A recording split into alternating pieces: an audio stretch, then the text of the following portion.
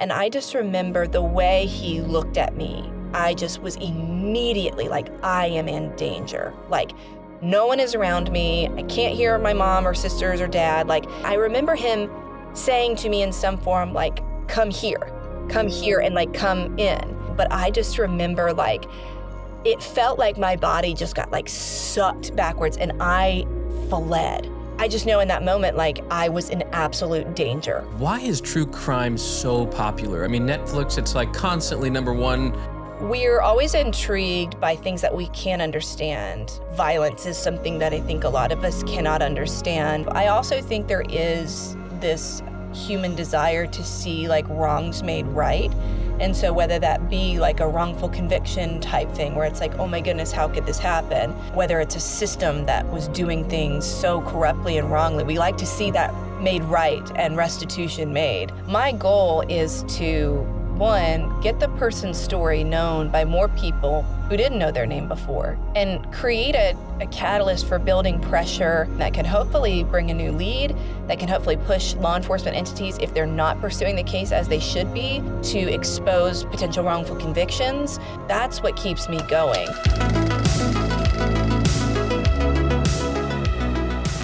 What's up, everyone? Welcome to this episode of No Longer Nomads. I'm your host, Josh Doyle. In this episode, we tackle how do you teach your children to stay safe without making them afraid of the world? Or how, as a parent, how do you stay vigilant without living in fear? What does that safety even look like? Not just physically, but emotionally and spiritually. And also, what does forgiveness mean to a true crime investigator who's seen the absolute worst of humanity? We cover these topics and more, and trust me, this is an episode for everyone. Today, we're joined by Delia. She's an investigative journalist and the voice behind several hit true crime shows, and her episodes have racked up over 190 million downloads. She is known for her attention to detail, relentless research, and she has a deep empathy for some of the wildest cases. She hosts a show called Park Predators, as well as Dark Arenas and Counterclock. And before we jump into this episode, make sure you sign up for the newsletter. You can go to the website to sign up for that. So far, there's close to 800 people that are signed up, which is wild. It'll keep you up on the latest and greatest. If there's merch coming, if there's new episodes, if we're doing live events, maybe our company, Uncharted Adventure, will do some trips. Whether you're watching or listening, if something sticks out to you, send us a message. It really encourages us. I do read them all, and your words mean a ton. So without further ado, let's jump into this episode. Delia, welcome to the show. Thanks for coming. Yeah, thanks for having me. I'm super excited to get going. Well, tell us a little bit about who you are and what you do. Yeah, so like I said, my name's Delia. I have been a journalist for about a little over a decade now, an investigative journalist for most of that time, and I executive produce and host 3 podcasts. One is Counterclock, the other is Park Predators, which is a weekly podcast, and then I did another limited series called Dark Arenas. So yeah, that's what I've been doing for the last couple of years, and before that I was in TV broadcast news for several more years and just kind of been in the media space now for a little while. Awesome. So what started your passion? What got you into this? Man, it's so interesting. So when I went to college at UNC Chapel Hill, I actually went on several scholarships and I was pre-med at the time. So I really wanted to go into anesthesiology, sort of medical school type track. And then I went into the wrong building for a statistics class, and it just happened to be the School of Journalism building. And so when I went in, I just kind of like started to like see and look at all the things that were happening and all like, just the way that the community was built around, journalism activities and assignments and classes. And I just really kind of fell in love with storytelling and really at the core of it, the interviewing aspect of storytelling. So meeting with people you don't know, talking to people you don't know, learning their stories, learning how to share how they impact the world. So that kind of drove me to switch majors, go off the pre-med track, go on to journalism. And then when I graduated, I went right into getting a job with TV broadcast companies and working as like a general assignment beat reporter and then an investigative reporter. And so through that work, I was just covering crime every single day. I was in the courts. I was learning really like they say it's like drinking from a fire hose. I was really learning like the criminal justice system, just a lot of different things. Also connecting with strangers multiple times a day and like having to be empathetic, but also having deadlines and having to Sure. like balance so many different aspects of the line of work I was in. And that just really gave me a passion for um, looking at crime from the lens of human beings, how they're affected on both sides, how the system works. And the more I could do that in longer format investigations, the more I just really kind of fell in love with the work. So that's what led me to then transition to podcasting after a couple of years. Wow. Well, I'm such a big fan of your work and very excited to have you on the show. And so, really, where I want to go with this episode is, how do we find hope in an overwhelmingly dark world? There's so much around us that you see. And if you chase headlines, it's like, man, I try to stay away from headlines because it can be just brutal. And Yeah. some of the news cycle stuff, it's just all the horrible stuff going on around the world. But what I want to do and what the purpose of the show is how can we find hope in these areas? How can we become emotionally resilient?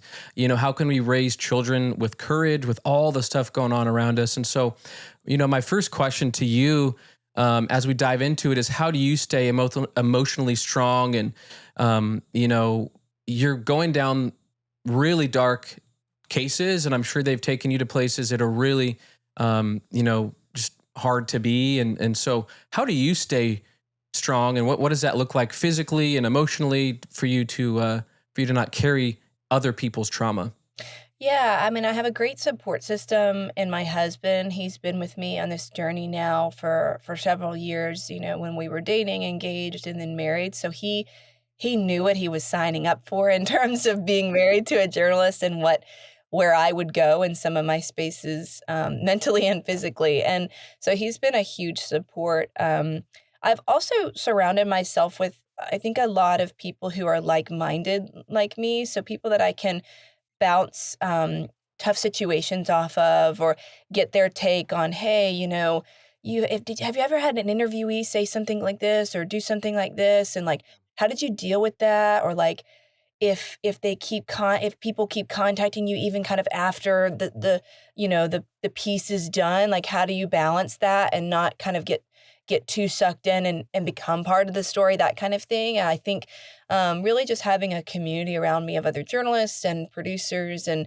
um, hosts. And then, I mean, we're in a really good church. I mean, we just have wonderful people around me and my husband and our son. And I think just really being able to have that outlet for, faith has been really, really big for me. Just being able to retreat into, what is completely different than what I'm kind of, miring into every single day for my work. That's been really encouraging. And just kind of having that disconnectivity, I think, has been a really big positive for me to stay emotionally stable. But yeah, I mean, some days are certainly harder than others, and just kind of removing myself, setting good boundaries and saying, "Hey, you know what? This was a really heavy day. These other 5 things that I know I need to get done, I'm just gonna push them till tomorrow. Like, I just need to detach." And I think that has helped tremendously. Yeah. That's awesome. Yeah, that's really good. So I do. One thing I'm curious about is why is true crime so popular? I mean, Netflix, Mhm. it's like constantly number one, or two. It's just new documentaries on Yeah. crazy murders and whatnot. And so my wife and I, we love true crime. We're, road trip. First thing we're looking for is any type of true crime podcast story that can Right. last us the whole drive. So what do you Yeah. think it is? Is it justice? Is it, Well, in some yeah. of it, I definitely think so. I think, again, I'm not a I'm not a psychologist, though I have interviewed many of them. Um, I do think that, like, we as people, right, and, women in particular, which is a really dominant listenership of true crime, is just an interesting fact in it, that everyone kinda pick up on, is I think we're always intrigued by things that we can't understand. Violence is something that I think a lot of us cannot understand unless, it's just part of our upbringing, right? I think it's just a curiosity that we have. I also think there is this human desire to see like wrongs made right. And so whether that be like a wrongful conviction type thing where it's like, oh my goodness, how could this happen? Whether it's a system that was doing things so corruptly and wrongly, we like to see that made right and restitution made to whoever was harmed.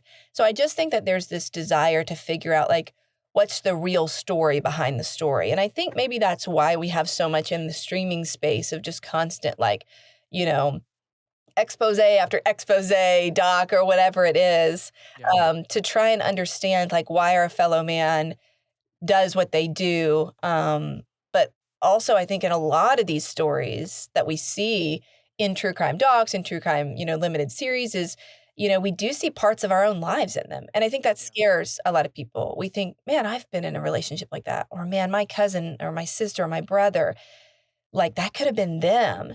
And again, going back to the women piece of it, I think a lot of times women we see because we are such high rate victims in homicides or violent crimes, we see ourselves in the victim circumstances or we see ourselves in the situations, parts of it. And I think that it scares us. And sometimes what scares us, we almost want to know more about as a self-preservation thing, perhaps. So I think that's certainly part of it with the dominance of the genre across a lot of different types of media. So that would be my best answer to Yeah, that's good.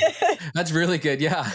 I mean, well said. Absolutely. So in the past, we've had Susie Larson on the show, and it was a phenomenal episode about trauma and dealing with your own trauma and other people's trauma and like, supporting a spouse that's going through something really difficult. And so, we kind of talked a little bit about this, but has there been times throughout your career where you've carried a case or something, and you've carried that pain with you?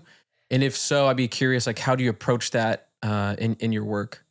Yeah, there's been multiple ones. I think there's been cases I've done deep dives on for park predators that stay with me, particularly cases where I've, interviewed one or multiple family members or people very close to the victim. Um, some of the cases I've covered for Counterclock really stay with me because there's one in particular in season 2 where it was a wrongful conviction. Someone lost, decades of their life to incarceration. And I think the reason that kind of hits me is it's sort of like a double whammy where it's like, okay, we still don't know who took this victim's life. And on top of that, we know who definitely didn't do it, but they've had to pay what many would say is a very, very, very high price, and that's not been corrected. So it's sort of like this double trauma that you're dealing with is this one person rebuilding their life from having it stolen from them, and then this person never getting the justice that they deserve, and sometimes irreparably, meaning they might never because of all the harm that's been done throughout the process. So that's definitely stayed with me. Denise Johnson, who's the murder victim in Counterclock season 1, that was the very first, my very first time going into podcasting and really deep diving on a case beyond any kind of work I had done prior. And I just have developed such a wonderful friendship and bond with her sister, who's one of the main voices in it, and still stay very close in touch to this day. And I think what has stuck with me about that one is, in some way, a little bit of guilt that I feel like we have gotten so close to trying and being able to solve it, yet it's not solved. And it's like, okay, she's always like, you don't put that on you. You've done so much. You've changed the case forever. I'm like, I know, but there's a part of me, I think, in some of these that I carry on that are, I'm like, man, I just wish I had the power to solve it, right? I wish I could. And so there's that strange guilt that we put on or that I put on myself that is certainly, something I have to deal with, which, yeah, it's definitely just been a process for each and every one of the cases. Mm-hmm. Are there stories that you won't touch, or you've maybe gone into some stories and you're like, I can't keep going? Yeah, definitely. I really steer clear of serial killer fixation type cases because they're incredibly dark. They have multiple victims. And one thing I really try and do is be very attentive to if there are people that knew victims or related to them that want to participate in my delving into their story, that they have the opportunity to do that. And when you have these sort of multi-victim serial killer cases, like that just is so hard to do. And I don't think if I wouldn't want to, you know, go there because I wouldn't be able to maybe get everyone that could want to be involved, like get in touch with them and you know what I mean? Like, so I think there's that sort of barrier, but also just, I think culture as a whole, we tend to really look at these, for lack of a better description, villains of their crimes, and for whatever reason, they get more attention or they get more sort of cemented in our minds and pop culture or whatever, and I just don't wanna contribute to that.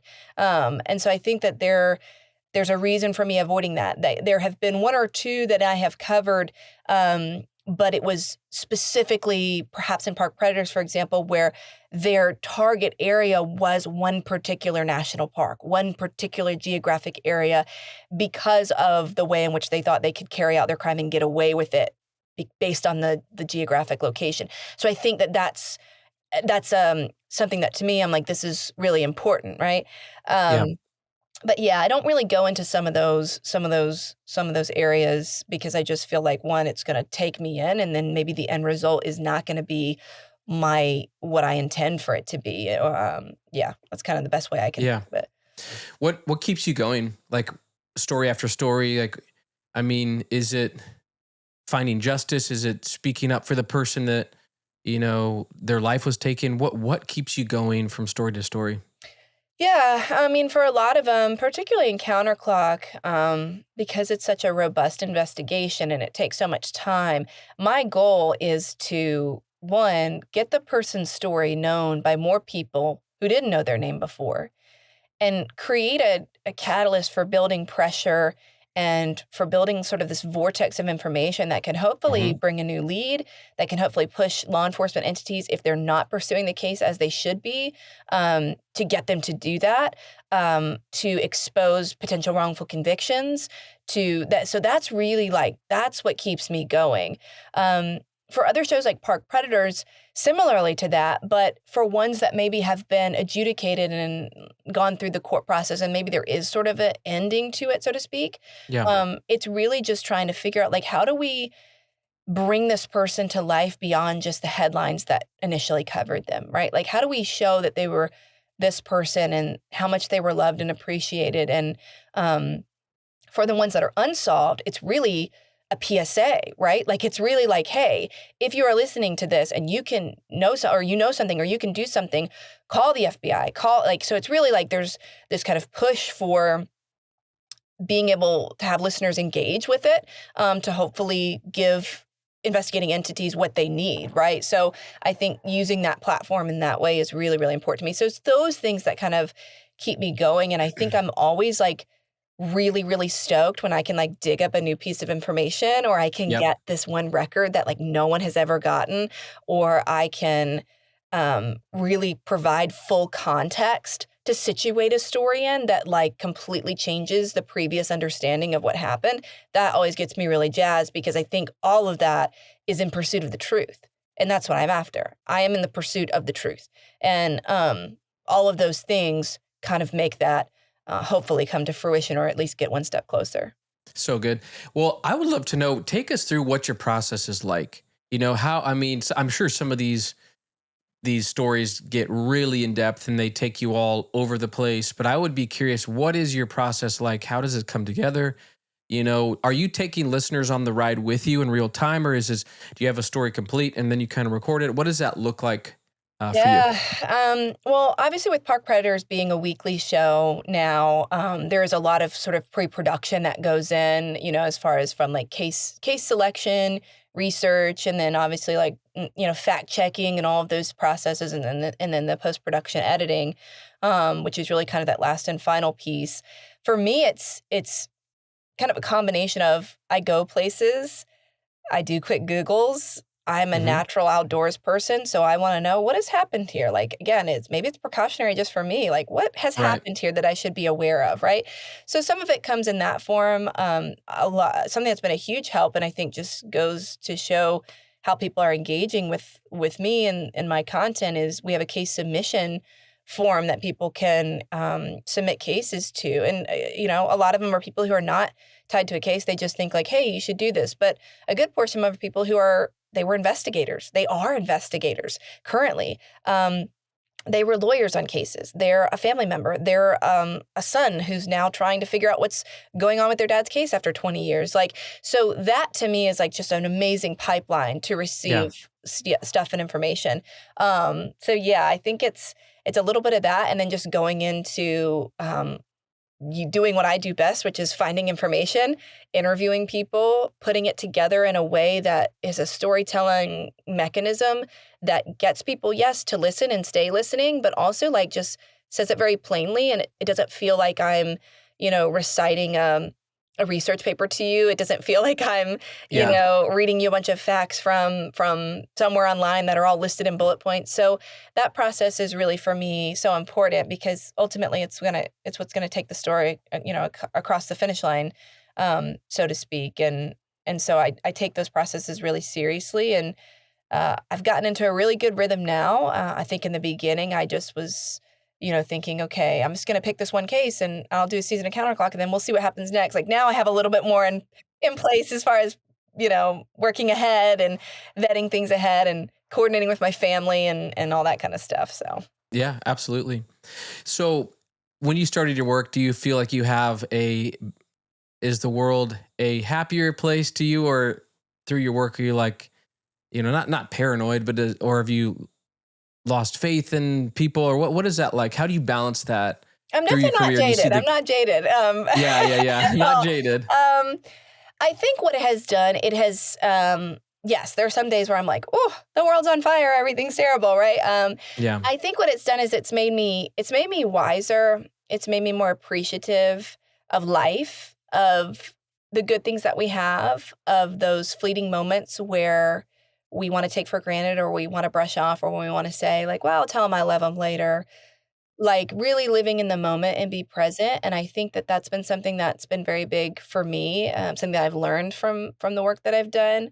Um, it's also made me just grow as a person to know that, like, the reality is there are ill-intentioned people with nefarious, dispositions who simply wanna cause harm and chaos and havoc, and I think as a person of faith, it's just a reminder of me that we do live in a fallen world.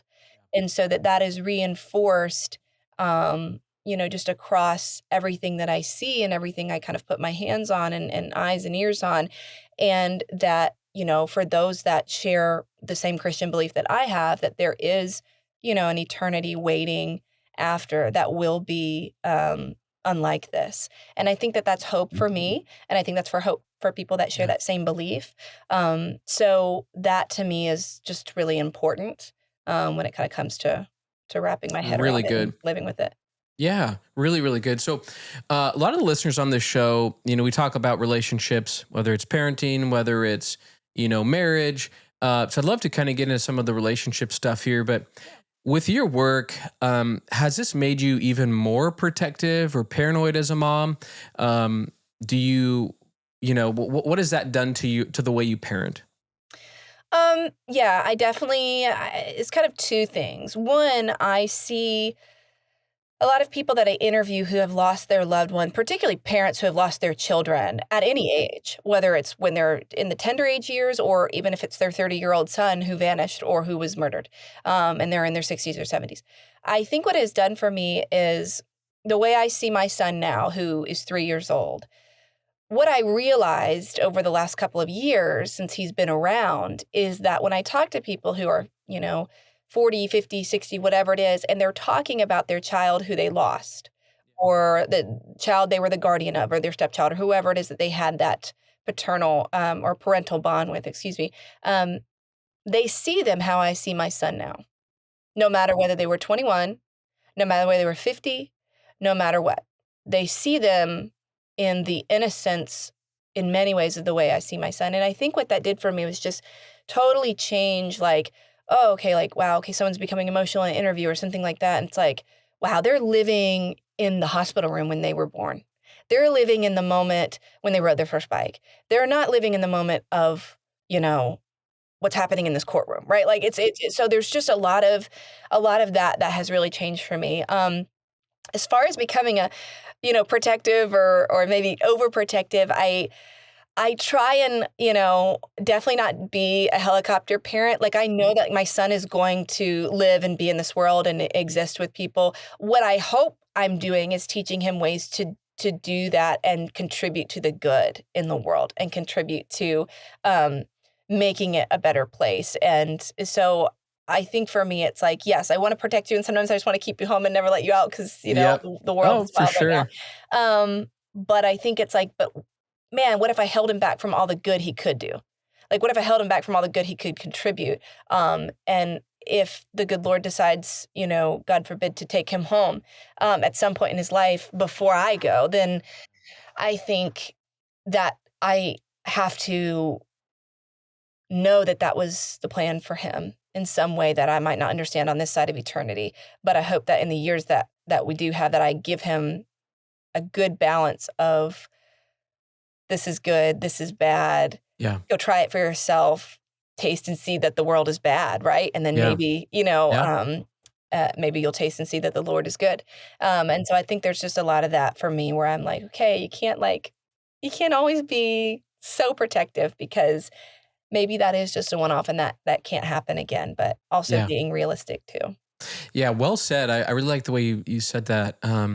It's interesting with some of the stuff I did before I was a parent, whether it was some wild adventures or climbing or doing something a little more sketchy or climbing a 14er and really exposing Yeah. yourself. Like you think a little bit more when you have kids, but also like you were saying, it hits differently when you have kids. Like when you are in these stories and you go, man, that parent, they had a child at the same age of mine. They had the same love that I have for my kid. And I'm sure as you dive into these, it just hits a whole different vein. Probably before it did, before you had kids, 4 years ago. Yeah, for sure. That was probably the biggest thing that hit me was just, wow, they are really just processing this loss across the spectrum of memories that they had with their child. And it's tough because sometimes with people who, their loved one's been killed or whatever, like depending on where their relationship was at the time, right? Maybe it was good, maybe it was bad. But that love is still there. That connective sort of tissue is still there, and I think that's what makes sometimes grief so hard for people. It's always hard, but I think depending on how long it lasts for them and how they work through it, yeah, it's just totally different. It hit totally different. Absolutely. And so, I mean, even getting into like more of the relationship stuff, I'm sure you cover a lot of stories that you you get into the details and marriages fall apart, and it's just horrible stories. Just in regards to marriage, has that made you look at your own marriage differently and how to fight for it? And maybe the listeners out there listening to the show, and this is maybe a good thing for them too. Like it's so easy to get caught up in little tiffs and little Mm, arguments and hold on to bitterness and just let that, yeah, stay under the surface. And it's easy to, lob stones at each other. You said this and all yeah. that. But have you gone down these roads and go, man, has it brought you back to what's really important in marriage and not these little things that can, yes, arguments happen and all that, but has that made you fight for it differently in your own relationship? Yeah, I think, one thing I'll say is I've not personally been through some of the deep trauma and losses that many of the subjects of my stories have. So I have been a victim of crime, but not in the senses of a lot of the cases that I cover. And so in that way, um, why people their relationships break down or, their marriage just couldn't fight, or maybe there was some mental health struggles after the fact. Like, I can't speak to a lot of that. I think I've gotten a good idea just from talking with so many people over the years. But for me and my husband, I think it's just having a mutual understanding and communication, right? Like he sees things one way, I see things one way, whether it's about the way I approach my work, whether it's about how much time we're spending in a certain place, or maybe I'm not really turned off for the day and I really need to be turned off so that, I can help with the family and that kind of stuff. Because as a journalist, it's hard. It's hard because someone's Oh, like texting you on the to side, shut and down. and Yeah. suddenly you're like, wow, this is a huge deal. I need to I need to go and do this interview. Like, gotta go by. Yeah. Not being able to really like do that.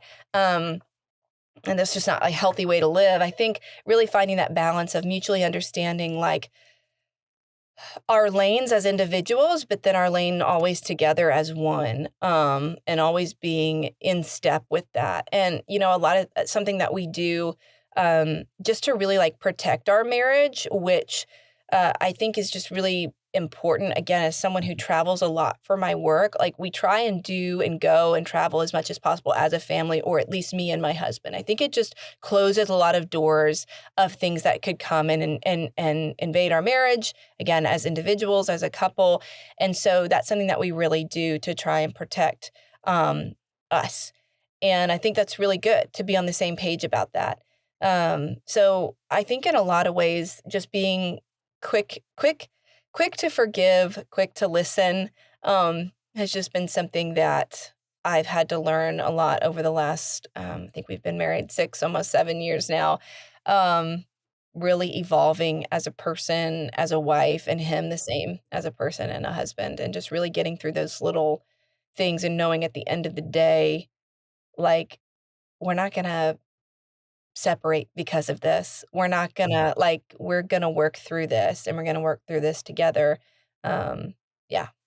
Forgiveness goes a long ways. Like when I heard you say that, like just the little things, man, it can be easy to hold on to those, but just you know, the forgiveness aspect can really just heal a lot. I mean, I've definitely felt that in my own marriage, and it's easy to hold on to little things, but man, forgiveness I think is so key. So, where do you find hope in all this stuff that you do?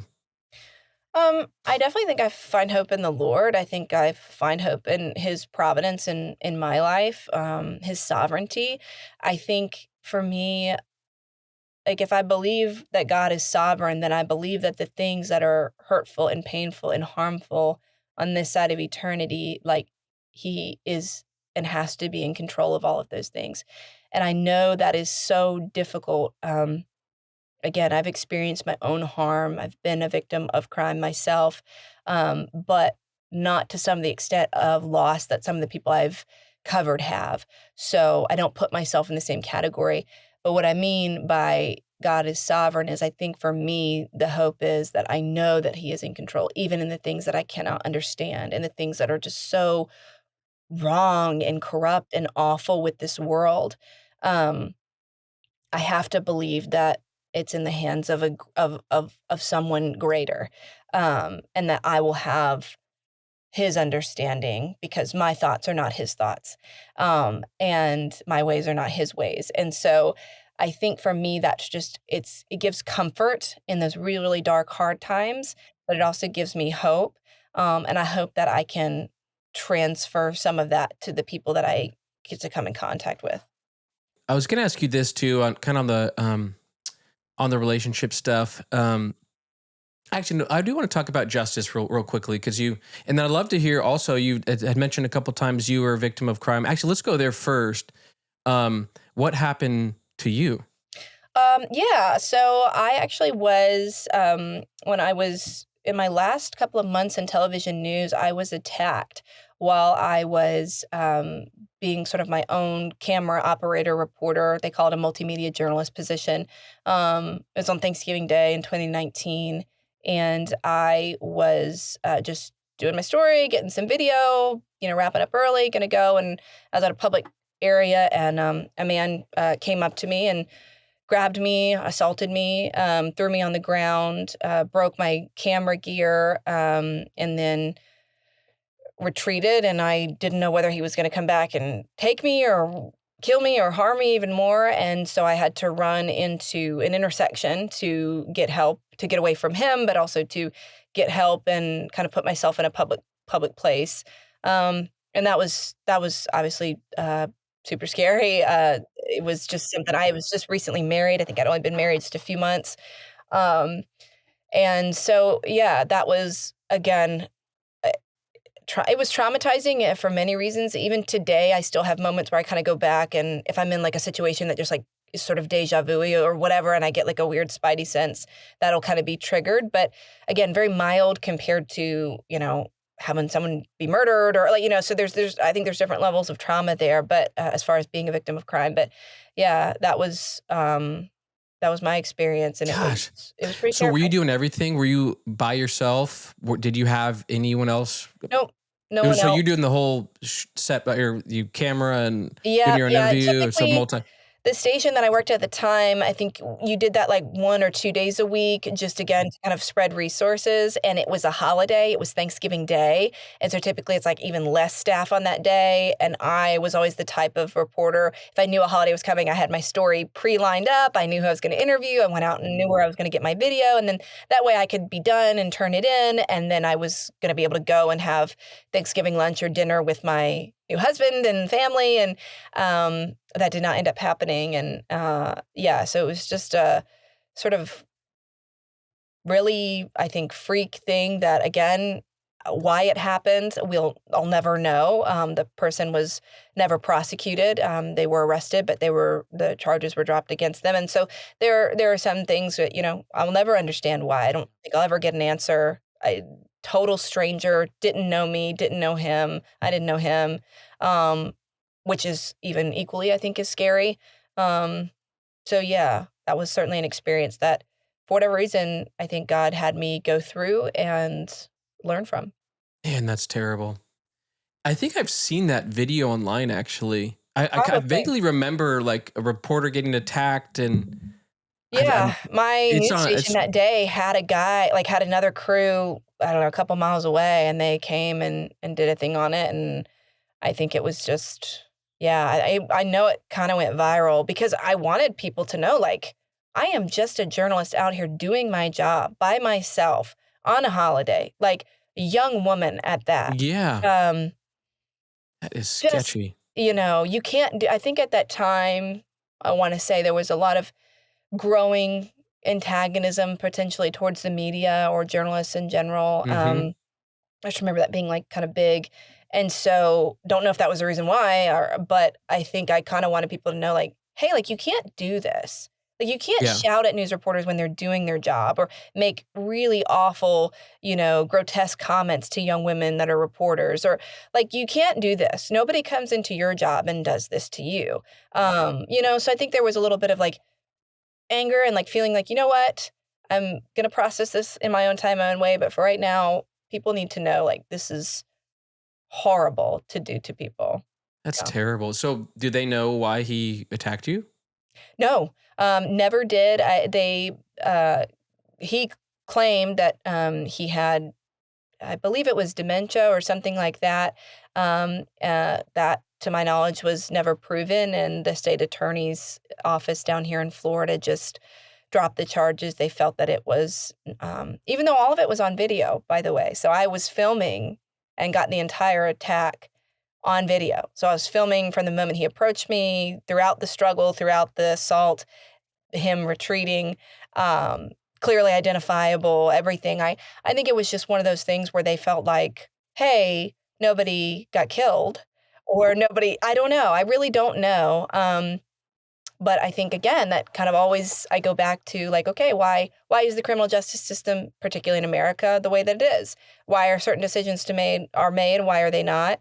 So yeah, I think it just kind of only further made me more determined in my career to figure out, like, if this can happen to me and this is Yeah. the outcome, imagine if it was so much worse and had no answers. Like, that would That's be hard, right? And that's yeah. exactly the people that I do stories about and on and with. Yeah. Man, it's interesting. So, okay, I want to jump to park predators real quickly. And I love national parks. My wife and I, we love being in the outdoors and don't get to do it as much with the little guys. But we were hiking once and we were camping out, and I think it was in Zion. And yes, beautiful. It was really fun. We were out and we were in the backcountry and we were camping one way trail in and out. And so my wife and I we were ahead of our friends who were with us. They were at the car packing. a few more things up. We're like, we're just going to go try to get the campsite. We'll see you down there. So we head to the campsite, and it's a one-way in and out. And there was one lady who was dehydrated. It was a very interesting, it was very, very eventful going to the campsite. But she was like, her dog, she's like, I gave all my water to my dog. He's fine, but I walked 20 miles. Can I please have some of your water? Well, oh, sure. So we gave her some water. And now, like, we were like not even a mile away from the car. And it's like, man, poor lady looked like she's like, I don't know if I didn't think I was going to make it out of here. It's like, holy cow. So then we come across a man who just looked sketchy. And I've spent a lot of time in the outdoors, and most hikers are very friendly, and it's a very kumbaya-ish atmosphere. But this guy was just, he's a little bit awkward, a little bit kind of stoic, and it just something felt off about him. And like I said, it was a one-way in and out. And our friends who were behind us, we get to the campsite, we set up and we're waiting for them, and we're there for a while. And we're waiting for them to come. They show up and we're talking about this lady. Oh, we saw the lady. You saw the lady. Okay. Did you see the man? He really scared us. There was something really off about him. They didn't see him. I was like, well, that's weird. There was only a one-way in and one way out. Where'd he go? And so where'd he go? And so we were, all night, all of a sudden a nice evening in the backwoods is kind of like, well, did he actually go to his car or did he follow us? Yeah. All that to say, nothing happened, but you can really start to spook yourself out. You can start to freak yourself out. This is a small example of, being vigilant, like you were saying, your spidey sense, you're kind of, checking your surroundings. Do you go into the wilderness now with much more of a, whether it's being prepared, being vigilant of your surroundings? What has your career taught you, as you go into the outdoors? Yes, I think I was always that way. Okay. I just always was that way. I think probably because growing up, my grandmother would watch some of the programs. This is way back in the day, probably like early Cold Case Files or FBI Files or something like that. America's Yeah. Most Wanted, most likely. And I remember being really, really like, as a kid, like with missing and abducted children, just being really scared by that. And just a really like shook from a very young age. Obviously, me and my two older sisters were all pretty close in age, and just feeling like, oh, that's so scary. Like strangers are so scary. My dad was also in law enforcement. He was a chief of police. We lived in really small rural towns growing up, and it just seemed like all the kids who went missing, like that was the story, right? Like it was like obviously it's not true, but I just remember being really afraid by that. So I always have had that sense of like, if something feels off, if someone looks off, like just prepare yourself, avoid, like do all the things, right? Um, as I grew into adulthood and young adulthood, I think I just became even more aware of that. In college, when I was at Chapel Hill, I covered the murder of a girl who was in her home just right next to the apartment complex I lived in with my roommates, and she had roommates. And so it was just like little things throughout my life that kind of made me go like, these things are real. They do happen. Doesn't mean you live in fear. Doesn't mean you necessarily become a hostile person. I think it just means that I'm always aware of the reality of what we could face. And so when we go into outdoor places now, I'm always looking and checking and vibe checking everything. And really, like you said, like, okay, it's a one way in, it's a one way out. Like, what are my options? Sort of assessing. And I think in some ways I do believe they say like cops and like veterans and people like have this same thing in their brain where they're like, where are my Interesting. exits? Like I walk into a place, where are my outs? Where are my exits? Let me assess my safety, threats, that kind of thing. I'm always doing like this weird version of my threat assessment. Yep. And it's because of what I do and what I cover and what I've seen as patterns, particularly in these nature areas, because I do think there are people who go into these areas because they know if they're going to commit some sort of offense, that if they did that anywhere else, they would most likely be caught. And so they're doing it here because they're taking advantage of the fact of nature and it being a complicated place for people to be helped, and also this communal jovial spirit and trustingness that a lot of people have in this place. I think there are a lot of people who are Interesting. banking on that. Yep. And so I'm always like, okay, friendly, but not too friendly, sketchy, definitely not super sketchy. So I'm always just really assessing it. And I think I live in a healthy place of fear and concern and caution, while still trying to have a great time and appreciate the beauty of nature and, expose my son to amazing things that he should be appreciating without,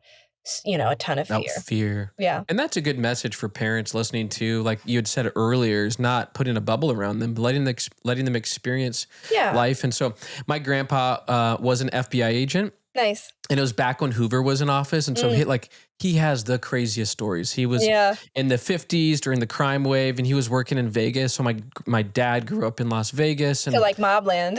Mobland, and he had some crazy stories about busting some mobsters like at the Flamingo Hotel. Wow. And one of the gardeners tipped him off and said there's they're hiding money under here and that like there's enough evidence to bring him in. But my dad grew up with a sense of like always looking around, and he taught us about that because living in Vegas during the mobster era, he said they got chased from time to time, and that was during a time when they'd take FBI kids for ransom and all that, and so him and his sister got chased. And then with our work in the Middle East, we go to these areas that are 100% Muslim villages, and we're teaching people about observe your surroundings, put your head on a swivel, and so it's super important, especially in the outdoor world. And so it's interesting you brought that up about it's a joyous occasion to go in the backcountry, and we're more trusting in those areas.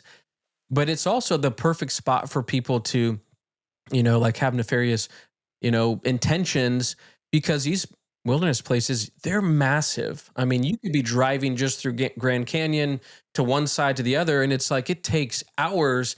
And there's just so many pull offs and trails and all these different places that, it's like a playground for people that are looking Yeah, to and do I something. I think too, people that are going there for the right reason, so like us and our families, visitors, we're more distracted because we're more concerned about like, okay, where's this, what's the map? What is the activity going to be for that day? Do we have all of our supplies? And like, oh, this person's being helpful. And like, I think our ability to assess people and our surroundings is a bit more distracted because we've come there to like take and get something.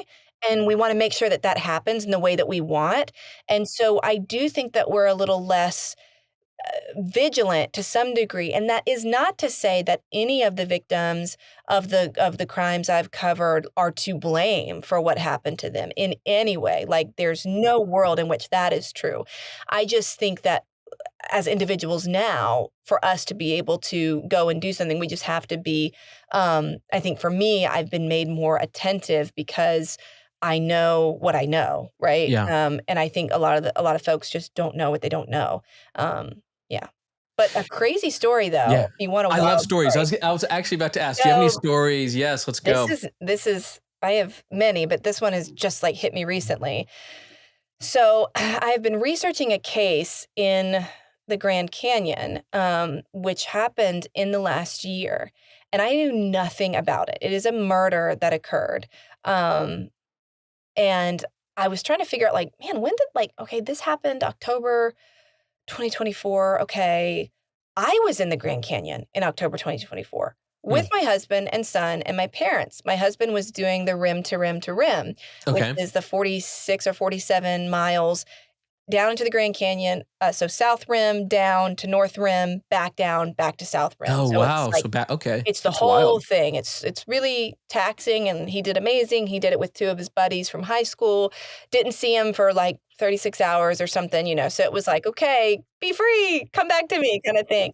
So, um, I'm thinking, "Okay, like, we were there." I don't remember any, like, headlines or me getting any notifications or whatever, and as I'm looking into this case, I'm interviewing some federal sources who are, like, really gonna talk to me and, like, give me all this good information, and I do all this interview and stuff, and then I, like, look at the longitude and latitude of where this murder occurred at a rural campsite off of a main road, like, just a couple hundred yards off a main road, and I realize it is, like, 10 miles almost exactly to where he would have come up my husband would have come up on the North Rim. And like 10 miles, okay, in the Grand Canyon is significant. But like the circumstances of this murder was just an absolute stranger killing, like wrong place, wrong time Ser- situation.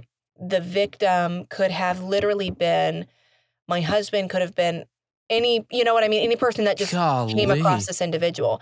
Um, So it and was I just just complete random killing. It on was, the yeah. day that my husband was doing the rim to rim to rim. Like, so very, very, very close to home. And so I'm like putting together that content now. So I guess this is sort of like a preview to what's coming.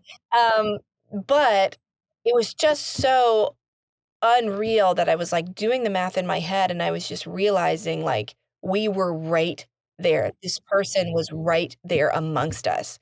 Um, then So that did was he get very. caught? Did he get caught? And was it just completely random, did you say? He just was going to any victim he found first? Yeah, Or? so it was just a total random thing, and he ultimately, did have a confrontation with law enforcement days later, and then was killed in a shootout with police, so he wasn't arrested or tried or convicted, but then as I've been digging into who he was, like, he was this guy who'd been in prison for decades and decades for these atrocious crimes, these atrocious sexual violent crimes on children, was let out early, and had he not been let out early, he would never have been able to commit this crime in 2024, and so there's, like, this whole other just thing. And so it's just this very robust case. But I just was like putting all the pieces together and I realized, and I went to my husband, he came into my office and I said, "Hey, honey, you did this like on this day, right?" And this is when you were in. And I was like, "Yeah." I was like, "Did you know that a man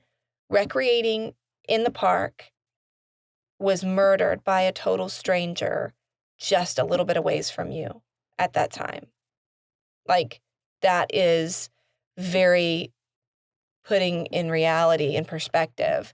And so that one really kinda shook me, and it just makes me have so much empathy and just, compassion for the family of that particular It's, victim. yeah. He's just Yeah. there trying to enjoy being at the Grand Canyon. And probably that's a trip that he's been planning for a long time, and just, it's so, so sad. And like you said, his family. Have you dealt, like, I'd be curious about this, like the topic of grief is always interesting to me. Have you learned stuff from like how your victims will heal through grief and trauma? Oh, yeah. I mean, it's amazing. Just the journey and the evolution of the human soul and mind as they go through grief is just, I mean, every season of Counterclock, because I've really been able to get really dig in and still know, and I'm on text threads with those individuals, those families, and um, seeing how they go from anger to regret to peace to healing, like all that. I've just been able to see that process like flesh out in front of me, which Yeah. is really, really beautiful. But also, I just most recently, the last season of Counterclock, season 7, was a 5-defendant wrongful conviction case, and single homicide victim. And so we had the homicide investigation. We also had the wrongful conviction investigation. And um, one of the defendants' mother, who of the 5, one is now deceased, 2 are still in prison for the rest of their life, and the other 2 are out. The 2 that are in prison are brothers. And they were all convicted at 14 and 15 years old, and they've been in prison ever since. The mother of those 2 brothers now has this beautiful relationship with the one teenage girl who's now a woman, who back in the early 2000s testified against all the defendants, but who since came forward multiple times and recanted and stated, "They did not do this. I was made to lie. None of it's true. I was told as a child that I was going to be put in prison. That's why I said what I said." That mother of the 2 that are still in prison, has this beautiful appreciation and friendship and this healing with the one person in this world that she should absolutely despise, who literally is responsible for putting not 1, but 2 of her children in prison for the rest of their lives, foreseeably, Yeah. unless post-conviction events occur that are in their favor. So that is just like, talk about an enormous journey. Yeah. And to see the healing of that witness throughout all of this, like there's just really I could just show you example after example of that process um, happening, and it is really an amazing thing when you do get to see it and be somewhat of a part of it.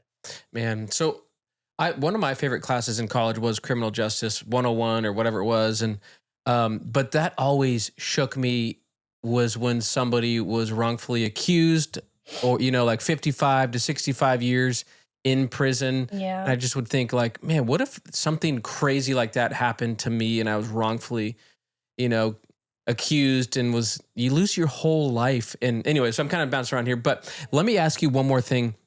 Because I know we're getting the end here, but do you have another story for us? I love stories. People that are probably listening to this at this point are like making their summer plans. Are like, well, maybe we shouldn't go outdoors. Maybe I we know. shouldn't go to I try Breckman. not to So like let's freak people out, but let's go ahead and let's like send them over the edge. Do you have one more story or anything that you want to share? um, I have one, and this is something that I don't think I've ever really shared like publicly in a public format way. Probably just with like my family and maybe some friends here or there. So when I was a little girl, I was probably like 8 or 9. My family we took a trip down to Florida to Orlando to go do the theme parks there. I think we were doing like Universal and a couple other ones, and we were low budget, and so Yep. we'd camp in our pop-up camper at a lot of campsites and places in Orlando, and, there was one that was an orange grove. It was, like, a little bit further out from the main drag, so to speak, and it was, all filled with, like, big orange groves and, these trees, and so all around our campsite was, like, fresh citrus or whatever, and, I remember, like, me being a kid, like, we were Yeah. homeschooled growing up, we got to play outside, like, we did everything, like, real wild, so my parents would Super just say, cool. like, "Go and, don't go beyond a certain Hmm. area," and Yeah. we were always really good about that. But I remember just, like, running through these orange groves, and I remember emerging from the trees and seeing this, like, awful, awful, like, rusted, small, oval camper, like a hard shell camper. And just being, like, immediately, again, having that sort of fear instilled in me of, like, red flag, red flag, like, don't get Interesting. abducted." You knew something was off. Yeah. I was like, "This is creepy," and I remembered this, like, really large man, like, came from the depths of it, and the door was open, and he sat down on, like, he sat down in the door frame and then, like, put his feet on the little pop-out step, Yeah.